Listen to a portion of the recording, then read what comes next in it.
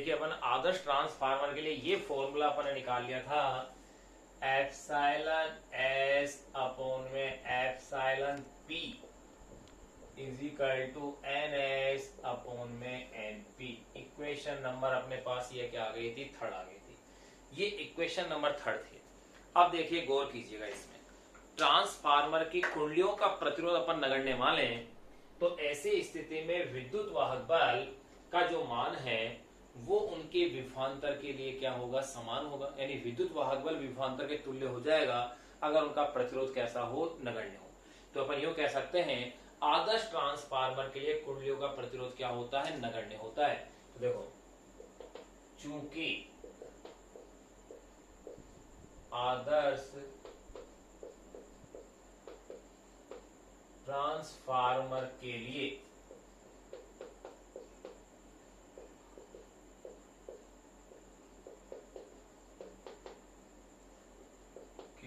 कुंडलियों का प्रतिरोध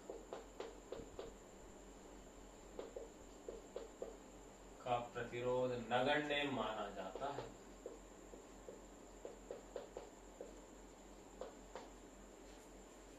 इसलिए अगर ये नगण्य अपन मान रहे हैं तो यानी कि प्राथमिक कुंडली के सिरों के मध्य विभवांतर प्राथमिक कुंडली के विद्युत वाहक बल के तुल्य हो जाएगा, और इसी तरह से द्वितीय कुंडली के सिरों के मध्य विभवांतर द्वितीय कुंडली के लिए विद्युत वाहक बल के क्या हो जाएगा, तुल्य हो जाएगा।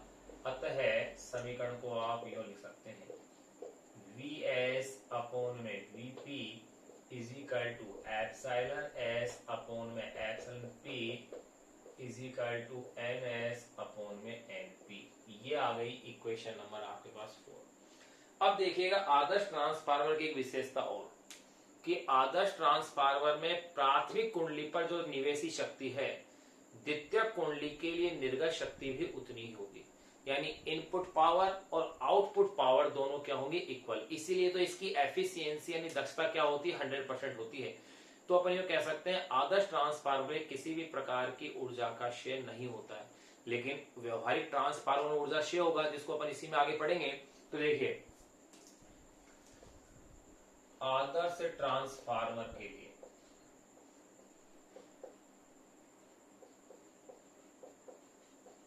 आदर्श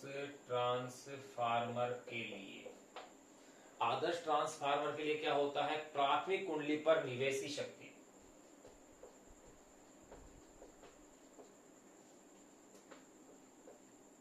प्राथमिक कुंडली पर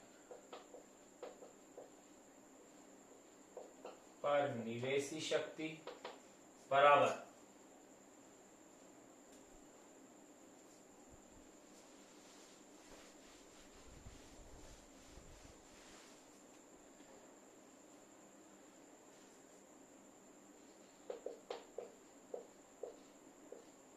आदर्श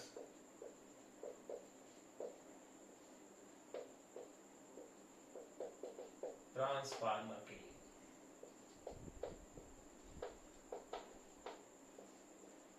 के लिए प्राथमिक कुंडली पर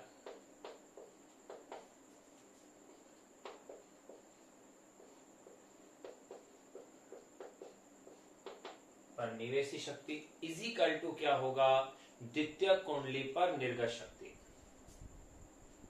इजिकल टू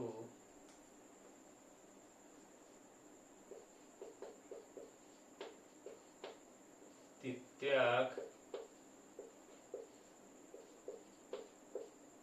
कुंडली पर निर्गत शक्ति।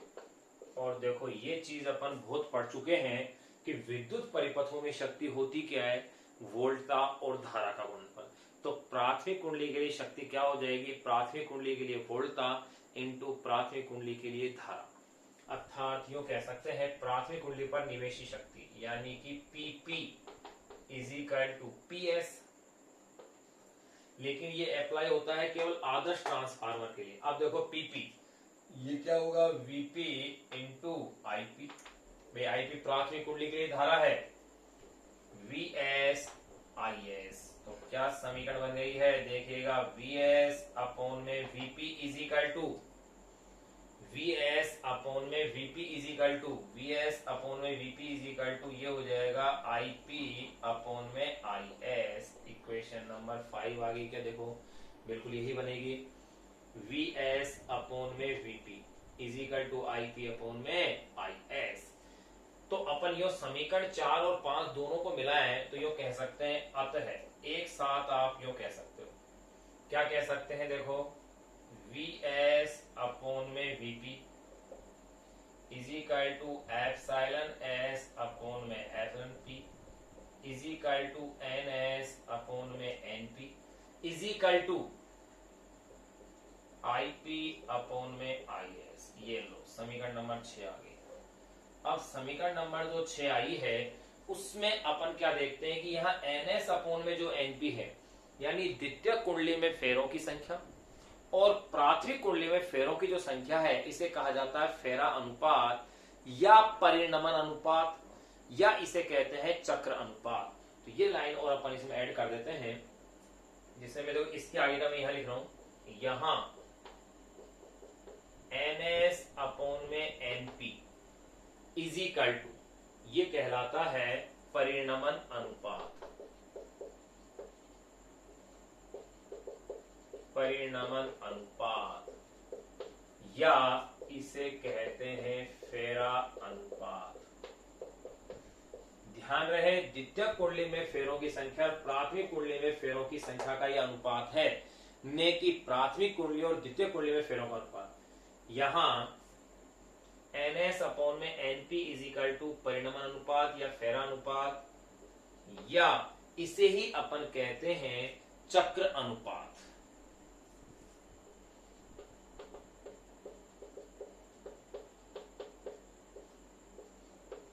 है।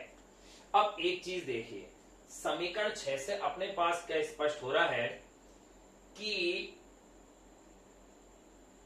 प्राथमिक और द्वितीय कुंडली के सिरों के मध्य उत्पन्न विभवांतरों का जो अनुपात है वो फेरा अनुपात के तुल्य है और धाराओं का अनुपात फेरा अनुपात के क्या है? व्युत्क्रम अनुपात के तुल्य है। देख लो धारा अनुपात फेरा अनुपात का क्या है? व्युत्क्रम है। जबकि विद्युत वाहक बलों का अनुपात फेरा अनुपात के क्या है? तुल्य है। तो ये लाइन आप लिख सकते हैं कि प्राथमिक और द्वितीय कुंडली में द्वितीय और प्राथमिक कुंडली के अंदर विद्युत वाहक बलों का जो अनुपात है, द्वितीय कुंडली में प्राथमिक कुंडली में, या यूं भी कह सकते हैं प्राथमिक कुंडली और द्वितीय कुंडली में विद्युत वाहक बलों का अनुपात प्राथमिक और द्वितीय कुंडली में फेरों के अनुपात के तुल्य होता है और धाराओं का अनुपात इस अनुपात का क्या होता है? व्युत्क्रम होता है। ये आप लिख सकते हैं इसे। तो यहां अपन ने ये चीज देख ली है। तो अपन ने देखो यहां ट्रांसफार्मर की कार्यविधि पूरी जान ली है, फॉर्मूला अपने पास आ गया है। अब अपन बातें करते हैं ट्रांसफार्मर के प्रकार की। तो देखो ट्रांसफार्मर के दो प्रकार हैं, उच्चाई ट्रांसफर यानी कि स्टेप अप ट्रांसफार्मर और दूसरा है अपचाई यानी स्टेप डाउन ट्रांसफर।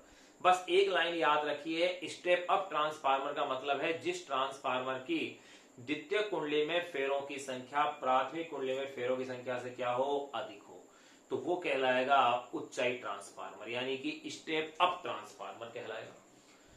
अब इसी का उल्टा करते जाओ आप, देखो जिस ट्रांसफार्मर की द्वितीय कुंडली में फेरों की संख्या प्राथमिक से अधिक हो उसे अपन उच्चाई ट्रांसफार्मर कहेंगे। तो अपचाई ट्रांसफार्मर किसे कहेंगे? जिसकी प्राथमिक कुंडली में फेरों की संख्या द्वितीयक से क्या हो? अधिक हो, वो कहलाएगा अपचाई ट्रांसफार्मर, स्टेप डाउन ट्रांसफार्मर। या यो कह सकते हैं, अब इसको किसी तरह से इस एक अंतर से अपन इसके बहुत सारे अंतर बना देंगे अपना आप ही। कैसे बनेंगे कि उच्चाई ट्रांसफार्मर के लिए फेरा अनुपात 1 से ज्यादा होगा क्योंकि NS अपॉन में NP, उसके लिए क्या होगा? 1 से कम होगा। यही तो कहेंगे। जो उच्चाई ट्रांसफार्मर होगा स्टेप अप, उसके लिए धारा क्या होगी?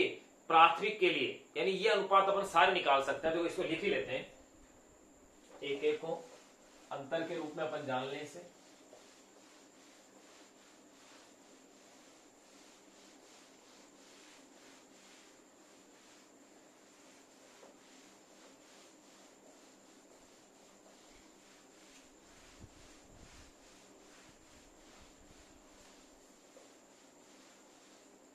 देख लीजिए, अब अपन जान रहे हैं ट्रांसफार्मर के प्रकार। ट्रांसफार्मर के प्रकार देखो भैया अपन क्या क्या पढ़ चुके हैं। सबसे पहले अपन ने पढ़ लिया है ट्रांसफार्मर है क्या। नंबर सेकेंड, ट्रांसफार्मर में अपन ने बनावट पढ़ ली। नंबर सेकेंड, नंबर थर्ड पे अपन ने इसका सिद्धांत पढ़ लिया। नंबर फोर्थ पे अपन ने इसकी कार्यविधि भी पढ़ ली। नंबर 5 पे अब अपन जो पढ़ रहे हैं वो है ट्रांसफार्मर के प्रकार। देखिए दो प्रकार हैं। नंबर 1 है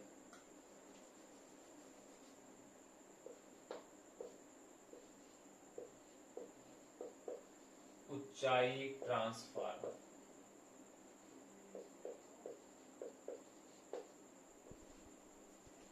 या इसे कहते हैं स्टेप अप ट्रांसफार्मर। पहला प्रकार। नंबर सेकेंड में यह लिख देता हूं। दूसरा जो प्रकार है ऊंचाई के बाद वो है अपचाई ट्रांसफार्मर।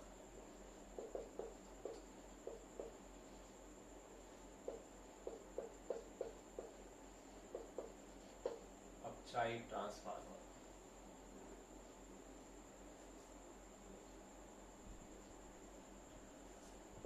इसे कहते हैं स्टेप डाउन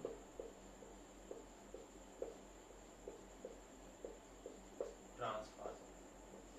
ये लो, ये दो प्रकार है। अब इसमें देखो एक एक पॉइंट को अपन डिस्कस कर रहे हैं। यानी वह ट्रांसफार्मर जिसकी द्वितीयक कुंडली में फेरों की संख्या प्राथमिक से क्या हो, अधिक हो, कैसा ट्रांसफार्मर कहलाएगा, ऊंचाई ट्रांसफार्मर। Number A point. इसमें नंबर ए पॉइंट क्या हो जाएगा, जिसमें प्राथमिक कुंडली में फेरों की संख्या क्या हो, ज्यादा। ये अपना परिभाषा होगी, वह ट्रांसफार्मर जिसकी द्वितीय कुंडली में फेरों की संख्या प्राथमिक से क्या हो, ज्यादा हो, ऊंचाई ट्रांसफार्मर कहलाएगा। यहाँ वह ट्रांसफार्मर जिसकी प्राथमिक कुंडली में फेरों की संख्या क्या हो, द्वितीयक से ज्यादा हो, यानी उसका उल्टा हो। अगर ऐसा है तो देखिए इस ट्रांसफार्मर के लिए फेरा जो अनुपात होगा यानी NS अपॉन में NP इज ग्रेटर देन क्या होगा, 1 होगा। यानी फेरा अनुपात 1 से ज्यादा होगा। तो वह ट्रांसफार्मर जिसके लिए फेरा अनुपात 1 से ज्यादा हो स्टेप अप ट्रांसफार्मर कहलाएगा, और वह ट्रांसफार्मर जिसके लिए फेरा अनुपात 1 से कम हो अपचाई ट्रांसफार्मर यानी कि स्टेप डाउन ट्रांसफार्मर कहलाएगा।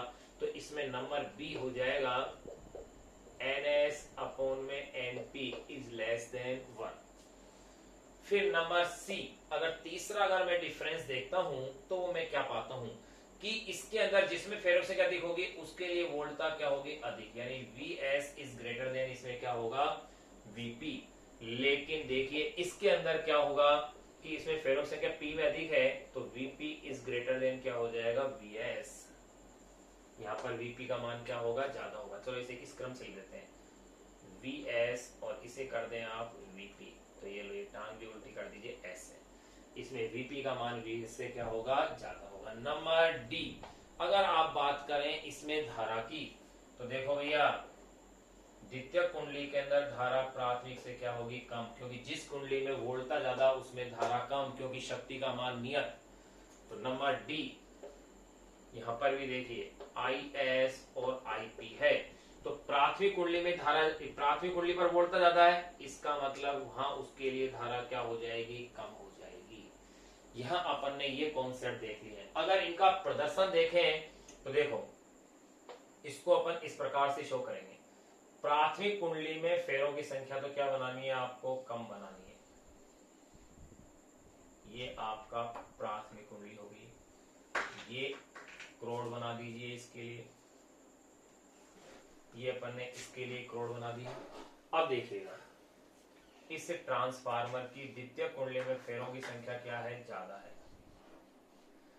उतनी ही जगह में यहाँ कोयलिंग क्या है, इसमें ज्यादा है, फेरों की संख्या ज्यादा होगी।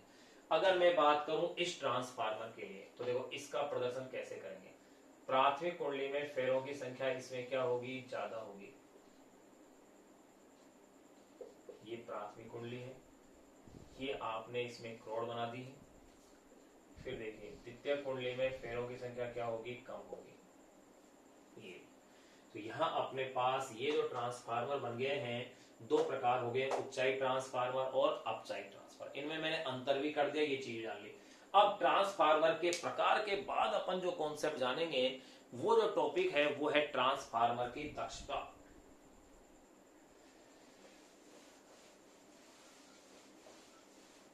आप स्क्रीनशॉट ले लिया करें आप इसको, या फिर इसको एज इट ऐसे कैसे नोट कर लें, क्योंकि एज ए नोट्स की तरह मैंने आपके लिए लिखे हैं ये।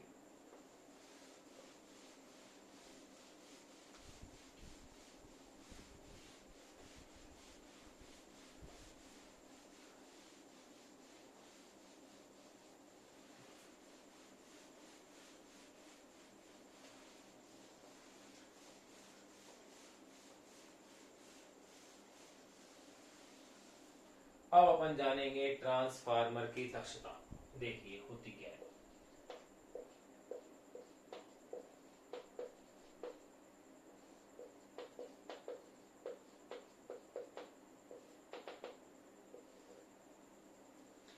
ट्रांसफार्मर की दक्षता जो अपन लेते हैं ये होती है आउटपुट पावर अपॉन में इनपुट पावर। अगर मैं दक्षता को ईटा से शो करूं तो देखिए ट्रांसफार्मर की दक्षता ईटा इज इक्वल टू, ये होता है निर्गत शक्ति बटे में निवेशी शक्ति, यानी कि पी आउट अपॉन में P in into 100। P out का मतलब क्या है? पी आउट का मतलब है निर्गत शक्ति, और पी इन इसका मतलब है निवेशी शक्ति।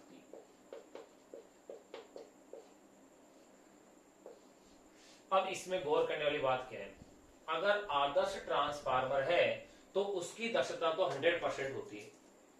आदर्श ट्रांसफार्मर की दक्षता क्या होती है? 100% होती है।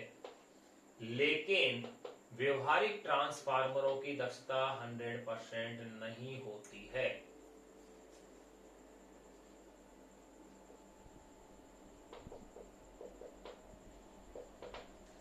व्यवहारिक ट्रांसफार्मर की दक्षता 100% नहीं होती है, जिसके निम्न कारण है कि उसमें किस किस कारण से ऊर्जा की हानि होती है वो देखते हैं।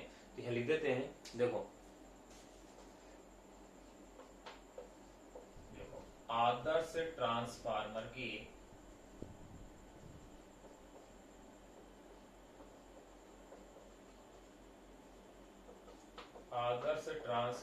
की दक्षता 100%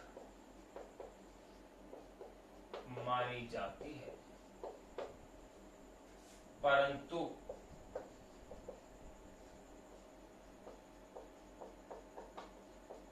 व्यवहारिक ट्रांसफार्मरों जिनको अपन यूज करते हैं, परंतु व्यवहारिक ट्रांसफार्मरों की दक्षता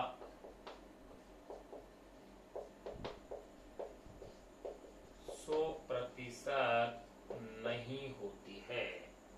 यह है 100% क्यों नहीं होती है, उसके कारण निम्न है। कौन से? कि ट्रांसफार्मर में होने वाली ऊर्जा हानियां। तो देखो ट्रांसफार्मर में होने वाली ऊर्जा हानि कौन कौन सी है, अब इसको अपन समझते हैं। ये तो अपन ने ट्रांसफार्मर की दक्षता लिख ली है।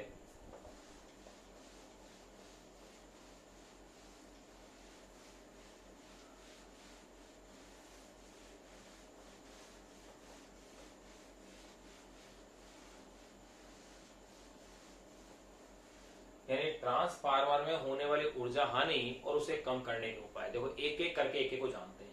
पहली ऊर्जा हानि है चुंबकीय फ्लक्स। चुंबकीय फ्लक्स हानि या इसे कहते हैं फ्लक्स क्षरण, यानी कि फ्लक्स लीकेज। अगर ट्रांसफार्मर की प्राथमिक कुंडली का चुंबकीय फ्लक्स पूर्णतः द्वितीयक कुंडली से संबद्ध नहीं हो पाता है तो इसमें जो चुंबकीय फ्लक्स की हानि होती है इसे कहते हैं फ्लक्स क्षरण। इसे कम करने के लिए क्या किया जाता है, दोनों कुंडलियों को एक ही क्रोड पर लपेट दिया जाता है। तो देखो एक एक हानि अपन जानेंगे और उसको कम करने के उपाय जानेंगे। पहली हानि मैंने क्या बताई, ये हानियां इंपॉर्टेंट है। ट्रांसफर की हानियां अक्सर बोर्ड के एग्जाम में पूछी जाती है, उन्हें कम करने के उपाय पूछे जाते हैं, इसलिए अपन इसे विस्तार से जान रहे हैं। पहली हानि मैंने बताई फ्लक्स लीकेज। फ्लक्स लीकेज यानी कि फ्लक्स क्षरण जो है वो क्या होता है, जब प्राथमिक कुंडली का चुंबकीय फ्लक्स पूर्णतः द्वितीयक कुंडली से संबद्ध नहीं हो पाता है, एसोसिएटेड नहीं हो पाता है, कुछ फ्लक्स की हानि हो जाती है, तो इसे ही कहते हैं फ्लक्स क्षरण। इस हानि को कम करने के लिए दोनों कुंडलियों को एक ही क्रोड पर लपेटा जाता है। फिर दूसरी हानि की अपन बात करें वो है ताम्र हानि, कॉपर लॉस। ये होता क्या है, ट्रांसफार्मर की जो कुंडलियां हैं तांबे के तार की बनाई हुई होती हैं, उन तांबे के तार का प्रतिरोध तो कम होता है परंतु शून्य नहीं होता है। प्रतिरोध तो कम होता है परंतु शून्य नहीं होता है। तो जब उसमें धारा का प्रवाह होता है तो प्रति सेकंड, ध्यान रखना मैं क्या बोल रहा हूं, प्रति सेकंड उत्पन्न उष्मा आई स्क्वायर आर होती है। भाई वैसे तो उत्पन्न उष्मा क्या होती है, आई स्क्वायर आर टी, लेकिन मैं कह रहा हूं प्रति सेकंड, तो टी का मान 1 हो गया, तो आई स्क्वायर आर होती है। इसके रूप में उसमें उष्मा की हानि होती है। इस हानि को कहते हैं ताम्र हानि। इस हानि को कम करने के लिए ट्रांसफार्मर की जो कुंडली होती है वो मोटे तांबे के तारों की बनाई जाती है, यानी तांबे के तार मोटे लिए जाते हैं। तीसरी हानि है इसके अंदर, वो है शैथिल्य हानि। कुंडली जिस क्रोड के ऊपर लिपटी होती है वो क्रोड निरंतर चुंबकित और विचुंबकित होती है प्रत्यावर्ती धारा की वजह से। अब वो जब बार बार चुंबकित और विचुंबकित होगी तो इसके कारण उसमें हिस्टेरिस लॉस यानी कि शैथिल्य हानि होगी। और इस शैथिल्य हानि को कम करने के लिए ही ऐसे पदार्थ का चयन किया जाता है कि क्रोड ऐसे पदार्थ की बनाई जाए जिसके शैथिल्य पास का क्षेत्रफल यानी शैथिल्य लूप का क्षेत्रफल कम हो, और ये गुण पाया जाता है कच्चे लोहे में। इसीलिए ट्रांसफार्मर की क्रोड को कच्चे लोहे का बनाया जाता है। तो 3 हानियां जान ली, तीनों कम करने के अपन ने उपाय जान लिए। चौथी जो हानि है वो है नंबर 4। नंबर 4 जो चौथी हानि है वो है अपने पास भंवर धारा हानि, एडी करंट लॉस। ट्रांसफार्मर के अंदर जो क्रोड होती है उस क्रोड में भंवर धाराएं उत्पन्न होने के कारण क्रोड काफी अधिक गर्म हो जाती है, उष्मा के रूप में हानि हो जाती है। इस हानि को कम करने के लिए ही क्रोड को कैसा किया जाता है, पटलित बनाया जाता है, जो कि अपन भंवर धारा हानि वाले टॉपिक में इस चीज को पढ़ चुके हैं। तो देखिए मैंने 4 हानि बताई। नंबर 1 पहली हानि जो अपन ने जानी थी वो थी फ्लक्स क्षरण। फिर दूसरी हानि आपने जानी ताम्र हानि, तीसरी थी शैथिल्य हानि, और चौथी हानि जो अपन ने जानी है भंवर धारा हानि। और चारों हानियों को कम करने के अपन ने उपाय जान लिए हैं। तो देखो यही मैंने लिखा था लास्ट में कि व्यवहारिक ट्रांसफार्मर दक्षता 100% नहीं होती है। तो नेक्स्ट जो अपन टॉपिक पढ़ रहे हैं वो लास्ट टॉपिक है इस चैप्टर का और सबसे इंपॉर्टेंट, यानी ट्रांसफार्मर लास्ट टॉपिक। और उस लास्ट टॉपिक का भी लास्ट टॉपिक वो है ट्रांसफार्मर में ऊर्जा हानि और उन्हें कम करने के उपाय।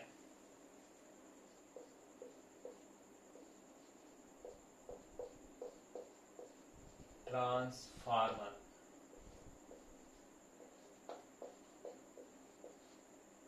में ऊर्जा हानि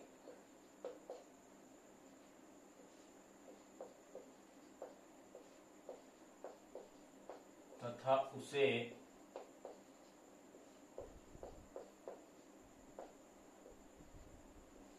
कम करने के उपाय। ट्रांसफार्मर में ऊर्जा हानि तथा उसे कम करने के उपाय देखो क्या क्या है। वेरी इंपॉर्टेंट पॉइंट है ये, ध्यान रखना ऊर्जा हानि वाला। नंबर 1 है इसमें फ्लक्स क्षरण। फ्लक्स क्षरण यानी कि फ्लक्स लीकेज। फ्लक्स लीकेज है क्या, देखो प्राथमिक कुंडली से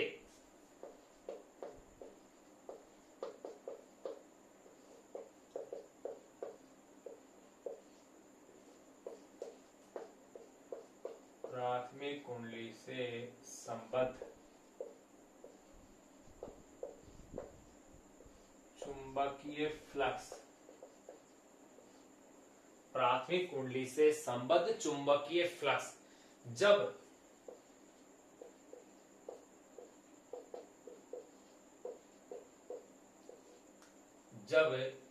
द्वितीय कुंडली पर पूर्णतः आपतित नहीं हो पाता,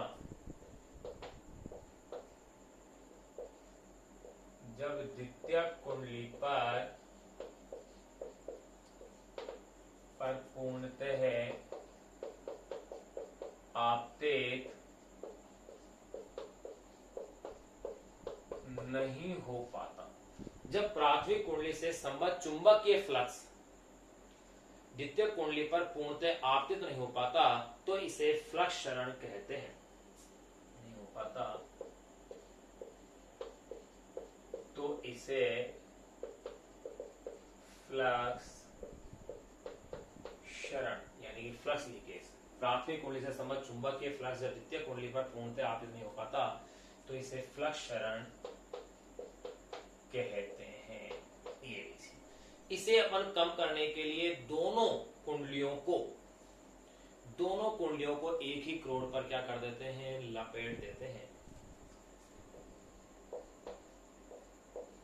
इसे कम करने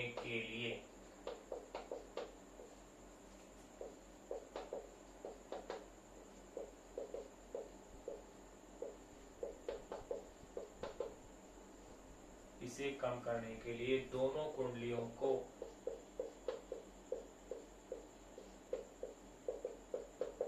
एक ही क्रोड पर लपेट देते हैं। ये पहली हानि कंप्लीट हुई। नंबर सेकंड देखिएगा भाई, दूसरी जो हानि है वो है ताम्र हानि या कॉपर लॉस। ताम्र हानि यानी कि कॉपर लॉस। इसके बारे में मैंने बताया ही था कि ट्रांसफार्मर की जो प्राथमिक और द्वितीय कुंडली है उनके जो फेरे हैं तांबे के तारों के बने होते हैं। फेरे किसके बने होते हैं, तांबे के तारे, जिनका प्रतिरोध शून्य नहीं होता है, लेकिन कुछ अल्प प्रतिरोध तो होता है परंतु शून्य नहीं होता है, जिसकी वजह से उनमें क्या होगी, उष्मा उत्पन्न होगी और उस ऊर्जा की उसके रूप में क्या हो जाएगी, हानि। ताम्र हानि यानी कि कॉपर लॉस। तो देखो ट्रांसफार्मर की प्राथमिक व द्वितीय कुंडली के फेरे, तो देखो प्राथमिक वे द्वितीयक कुंडलियों के फेरे, प्राथमिक व द्वितीय कुंडलियों के फेरे तांबे के तारों के बने होते हैं। प्राथमिक द्वितीय कुंडलियों के फेरे तांबे के तारों के बने होते हैं, जिनका प्रतिरोध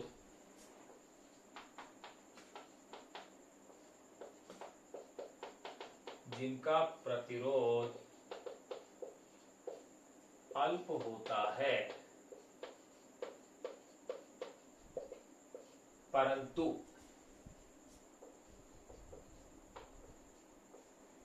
शून्य नहीं। अल्प तो होता है लेकिन शून्य नहीं होता है, जिससे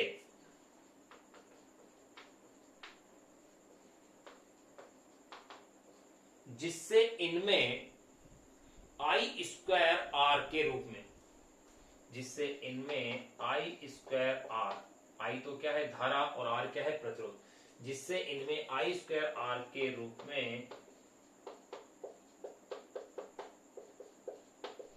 में प्रति सेकेंड उष्मा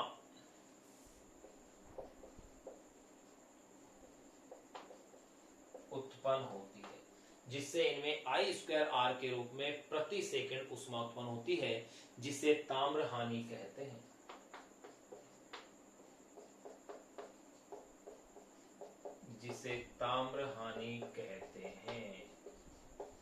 इस हानि को कम करने के लिए ही क्या करते हैं, तांबे के तार की मोटाई बढ़ाई जाती है, जिसे ताम्र हानि कम करते हैं, ताम्र हानि कहते हैं।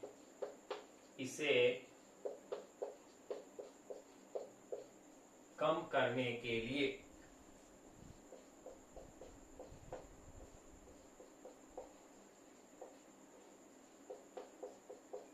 तांबे के तार की मोटाई बढ़ाई जाती है। ये लो, तो अपन ने दो हानियां जान ली हैं, अब दो और जान लेते हैं। तो एक बार आप इसका स्क्रीनशॉट ले लीजिए, फिर अपन तीसरी और चौथी हानि की ओर चर्चा करते हैं। तीसरी हानि है शैथिल्य हानि।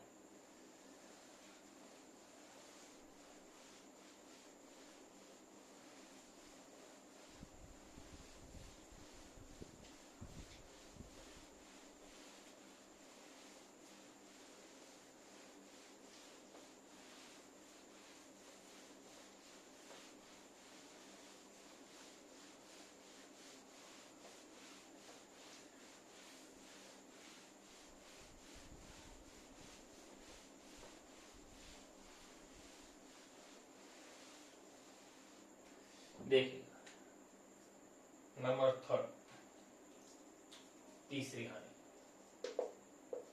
वो हानि अपन ले रहे हैं शिथिल हानि, यानी कि हिस्टेरेसिस लॉस, हिस्टेरेसिस लॉस, शिथिल हानि। ये होती क्या है, देखो प्राथमिक व द्वितीयक कुंडली,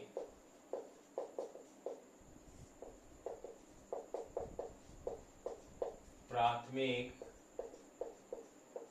व द्वितीयक कुंडली जिस क्रोड पर लिपटी होती है वह स्वयं, प्राथमिक व द्वितीयक कुंडली जिस क्रोड पर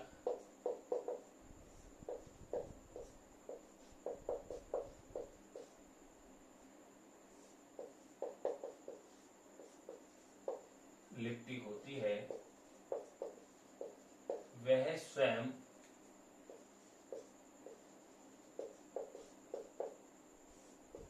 चुंबकीय फिर विचुंबकीय होती रहती है। प्राथमिक द्वितीयक कुंडली जिस क्रोड पर लिपटी होती है वह स्वयं चुंबकित व विचुंबकित होने लगती है, विचुंबकित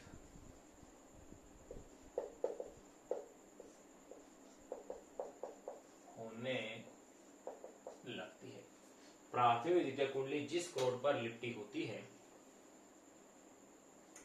जिस क्रोड पर लिपटी होती है वह स्वयं चुंबकित व विचुंबकित होने लगती है, जिससे ऊर्जा की हानि होती है,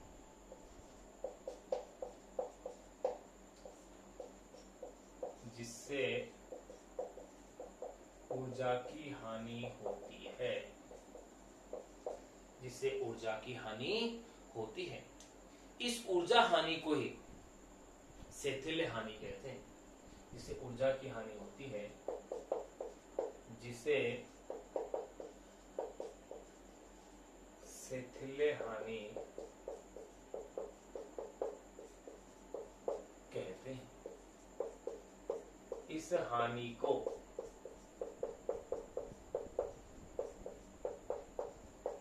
कम करने के लिए, इस हानि को कम करने के लिए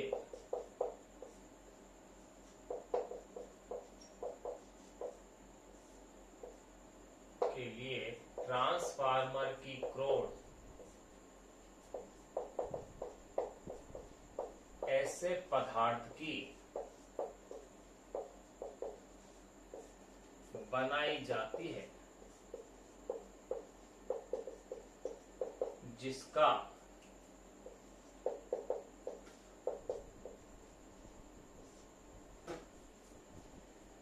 शिथिल पास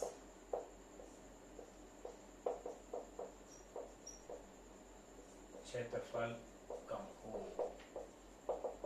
जैसे नरम लोहा।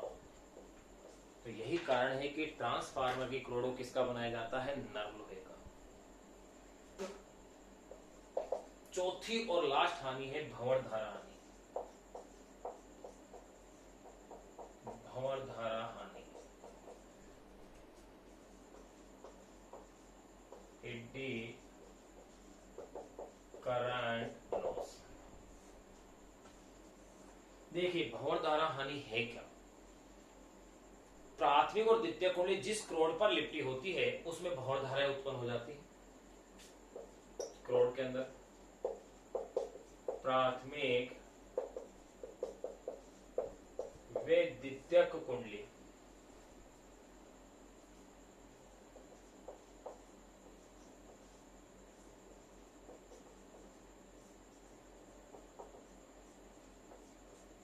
जिस क्रोड पर लिपटी होती है उसमें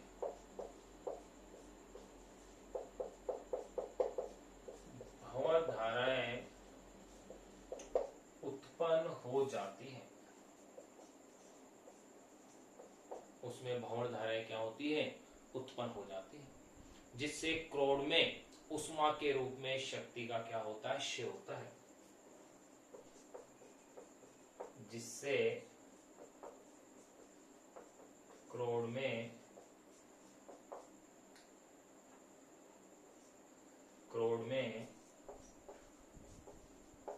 उष्मा के रूप में ऊर्जा का क्षय होता है, जिससे क्रोड में उष्मा के रूप में ऊर्जा का क्षय होता है। इसे भंवर धारा हानि कहते हैं। इस हानि को कम करने के लिए क्रोड को कैसा बनाया जाता है, पटलित क्रोड। इस हानि को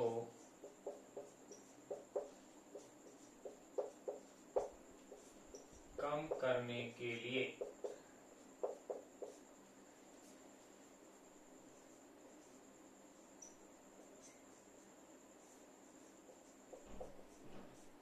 पटलित क्रोड का उपयोग किया जाता। ये लो, यहां अपना ये कंप्लीट हो गया है, टॉपिक पूरा हो गया है। अब इस पर आधारित ट्रांसफार्मर पर आधारित एक न्यूमेरिकल अपने दिया हुआ है अनसोल्ड, जो एक न्यूमेरिकल में ही 3-4 बातें पूछी है, यानी एक जो न्यूमेरिकल है वो 3-4 न्यूमेरिकल के बराबर है, उसको अपन सोल्व करेंगे। उससे पहले एक क्वेश्चन अपन अब खुद ही सोल्व करके देखें थ्योरी का, कि ट्रांसफार्मर में नंबर फर्स्ट, पहली बात कि दोनों कुंडलियों को एक ही क्रोड पर क्यों लपेटा जाता है, तो आंसर क्या होगा इसके अंदर, फ्लक्स क्षरण को कम करने के लिए। सेकंड अगर अपन बात करें, ट्रांसफार्मर में मोटे तांबे के तार क्यों प्रयुक्त किए जाते हैं, तो कुंडलियों का प्रतिरोध कम करने के लिए, या यूं कह सकते हैं ताम्र हानि को कम करने के लिए। तीसरा, ट्रांसफार्मर की क्रोड में नर्म लोहे का क्यों उपयोग किया जाता है, तो शैथिल्य हानि को कम करने के लिए। चौथा क्वेश्चन, ट्रांसफार्मर की क्रोड को पटलित क्यों बनाया जाता है, तो उसका आंसर होगा भंवर धारा हानि को कम करने के लिए। अब अपन इस पर आधारित जो आंकिक प्रश्न है उसको अपन हल करते हैं। चैप्टर की थ्योरी अपने पास या कंप्लीट हो गई है, आप इसे नोट कीजिए बोर्ड से। अब उसके बाद फिर अपन उस आंकिक प्रश्न को सोल्व करते हैं कि वो क्वेश्चन है क्या। देखिए